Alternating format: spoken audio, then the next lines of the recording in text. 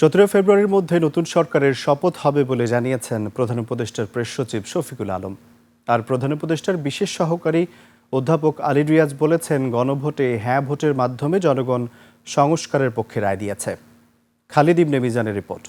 72 ঘন্টা moisture lock সমৃদ্ধ lily body wash, শিয়া বাটারের goodness skin repair করে রাখে সফট ও গ্লোয়িং। শনিবার রাজধানীর ফরেন সার্ভিস একাডেমিতে জাতীয় সংসদ নির্বাচন ও গণভোট পরবর্তী সংবাদ সম্মেলন।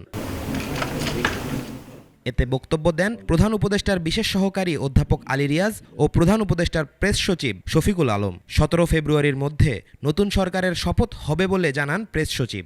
খুব দেরি হলেও এটা 16 বা 17 তারিখ, এর পরে যাবে না। গণভোটে সংখ্যাগরিষ্ঠ ভোটার হ্যাঁ ভোটের মাধ্যমে সংস্কারের পক্ষে রায় দিয়েছে বলে মন্তব্য করেন আলী রিয়াজ। বাংলাদেশের নাগরিকরা অত্যন্ত সুস্পষ্ট এবং দ্বিধাহীনভাবে জুলাই জাতীয় সনদের সংবিধান সংস্কারের প্রস্তাবসমূহের অনুকূলে তাদের রায় দিয়েছেন। এই রায় থেকে এটা স্পষ্ট যে বাংলাদেশের নাগরিকদের বৃহদাংশ আর পুরনো ব্যবস্থায় ফিরে যেতে বা স্থিতাবস্থা বহাল রাখতে চান না। জাতীয় সংসদ নির্বাচনে বিজয়ী সদস্যদের অভিনন্দন জানান তারা। নতুন সংসদ সদস্যদের এবং সংশ্লিষ্ট রাজনৈতিক দলগুলোকে অভিনন্দন জানাই। খালিদ ইবনে মিজান, 21 টেলিভিশন, ঢাকা।